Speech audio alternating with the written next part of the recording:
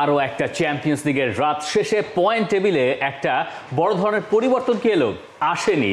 সবার ওপরে লিভারপুলই আছে, যারা রিয়াল মাদ্রিদকে 2-0 গোলে হারালো। কিন্তু এই যে পয়েন্ট টেবিল, সেখানে আপনি যাকে খুঁজতে চাইবেন, সেই রিয়াল মাদ্রিদ যাকে লিভারপুল হারিয়েছে, তাদের অবস্থান কোন জায়গায়? প্রথম পাতায় তাদেরকে আপনি খুঁজে পাবেন না, দ্বিতীয় পাতাতেও রিয়াল মাদ্রিদকে আমরা খুঁজে পাবো না। দ্বিতীয় পাতাতে রিয়াল মাদ্রিদ নেই, কোন পাতায় রয়েছে সেটা আমরা জানতে পারবো। তবে এই পয়েন্ট টেবিলে একটা বেশ বড় অদল বদল এসছে। বার্সেলোনা প্রথম পাতায় ছিল না, বার্সেলোনা চলে এসছে প্রথম পাতায়। ইন্টার আতালান্তা তারা বেশ ভালো একটা শক্ত পজিশন নিয়ে রেখেছে প্রথম অবস্থানে। আমরা যদি পরবর্তী পয়েন্ট টেবিলের অংশটা দেখি, যেখানে 9 থেকে 16 নম্বর অবস্থানে অ্যাস্টন ভিলা তারা অকুপাই করে রেখেছে নবম স্থানটা। ইউভেন্তুসের সঙ্গে একটা গোলশূন্য ড্র হয়েছে। বায়ার্ন মিউনিক তারা 17 থেকে কিছুটা উন্নতি পেয়ে চলে এসছে 13 নম্বর স্থানে। মোটামুটি আতলেতিকোর একটা ভালো প্রমোশন, মিলানেরও একটা প্রমোশন।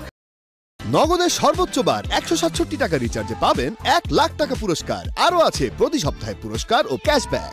সেকেন্ড পয়েন্ট টেবিলে হয়েছে। তবে যেটা নিয়ে আগ্রহ সবচেয়ে বেশি, যে রিয়াল মাদ্রিদ কই রয়েছে। রিয়াল মাদ্রিদের অবস্থান পয়েন্ট টেবিলের 24 নম্বরে, এবং 24 নম্বর জায়গাটা হচ্ছে, আপনি যদি নকআউট পর্বে যেতে চান তাহলে আপনার জন্য সবশেষ যে স্পটটা 24-এর পরে যারা আছে, 25 থেকে আমরা দেখব যারা আছে পিএসজি যে দলটা, তারা আপাতত পয়েন্ট টেবিলে 3 ম্যাচ বাকি থাকতে কোনো খাতায় পাতায় কোনো রকম কোনো হিসাবে নাই।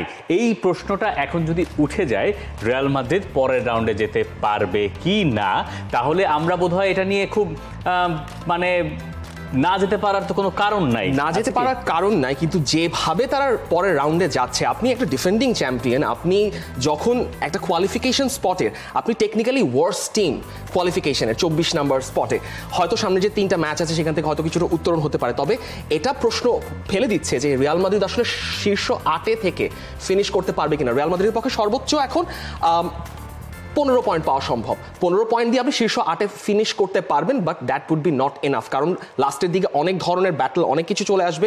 দেখা যাবে যে শীর্ষ 8 মানে শেষ না করাটা বড় প্রসপেক্ট কিন্তু থেকে যাবে। চ্যাম্পিয়ন্স লিগের আগের রাতের ফলগুলো একটু দেখে নেওয়া দরকার, তাই না? এক নজরে আমরা যদি সেগুলো দেখেই নিই, আপনি রিয়াল মাদ্রিদ মানে অ্যানফিল্ডে লিভারপুল রিয়াল মাদ্রিদের ম্যাচের খবর নিশ্চয়ই জানেন। রেড স্টার 5-1 গোলে স্টুটগার্টকে হারিয়ে দিয়েছে। স্টুমগ্রাস জিরোনার বিপক্ষে জিতেছে। অ্যাস্টন ভিলা ইউভেন্টাস গোলশূন্য ড্র। বোলোনিয়া তবুও তারা একটা পয়েন্টের দেখা পায়নি, লিলের সঙ্গে তারা হেরেছে। সেল্টিক এবং ব্রুজের ম্যাচ ড্র। জাগ্রেবের মাঠে গিয়ে 3-0 জিতে এসছে Borussia.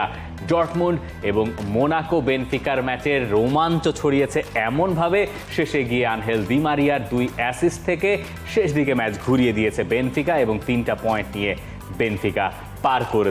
For more updates, subscribe to our YouTube channel and click on the bell icon. Follow us on Facebook and Instagram. Download T-Sports app to enjoy exciting games and highlights. Visit tsports.com.